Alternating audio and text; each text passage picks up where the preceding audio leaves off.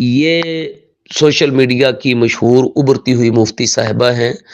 بخاری و مسلم کی ایک حدیث ان کی زبانی سنیں پھر اس پر تبصرہ کرتے ہیں۔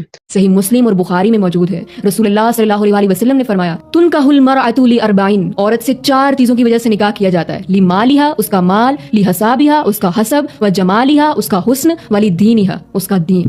اور پھر کیا فرمایا؟ فاظفر بذات الدین تربت یداک۔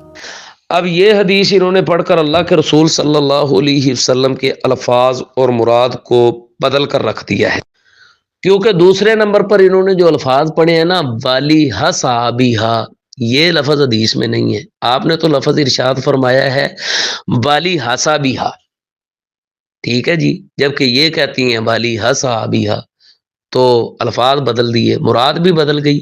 آپ صلی اللہ علیہ وسلم یہ بتانا چاہتے ہیں کہ عورت کے ساتھ نکاح اس کی خاندانی شرافت کی بنیاد پر بھی کیا جاتا ہے، جبکہ انہوں نے جو لفظ پڑھے ہیں ان کا معنی اور مراد یہ بنتا ہے کہ عورت کے ساتھ نکاح اس کے حساب کی وجہ سے بھی کیا جاتا ہے۔ پتہ نہیں حساب کیا چیز ہے۔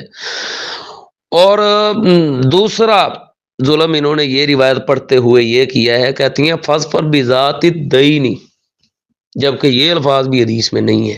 حدیث میں تو الفاظ ہیں فاظفر بذات الدین، ٹھیک ہے، تو لفظ بدل دیے بالکل۔ آپ صلی اللہ علیہ وسلم نے کوئی اور لفظ پڑھے ہیں اور یہ کوئی اور لفظ پڑھ رہی ہیں حدیث کا نام لے کر، جبکہ مراد بھی بدل دی، معنی بھی بدل دیا۔ آپ صلی اللہ علیہ وسلم یہ حکم دے رہے ہیں کہ دین والی عورت کے ساتھ نکاح کرو، جبکہ یہ جو لفظ پڑھ رہی ہے اس کا مطلب یہ بنتا ہے کہ قرض والی عورت کے ساتھ نکاح کرو۔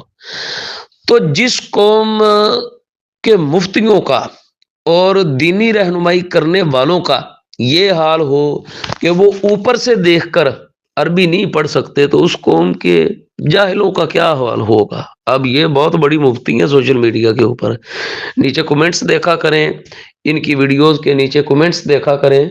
کوئی کہہ رہی ہوتی ہے کہ میں آپ کو بڑا پسند کرتی ہوں، آپ بڑی اچھی باتیں کرتی ہیں، میں ترجمہ پڑھنا چاہتی ہوں، کس کے پاس پڑھوں، میں فلاں کرنا چاہتی ہوں۔ سوالوں کے جواب یہ بلا جھجک دے رہی ہوتی ہے، اور حدیث اوپر سے پڑھنا نہیں آتی، اور پڑھتی ہیں تو الفاظ بھی بدل دیتی ہیں اور مراد بھی بدل دیتی ہیں۔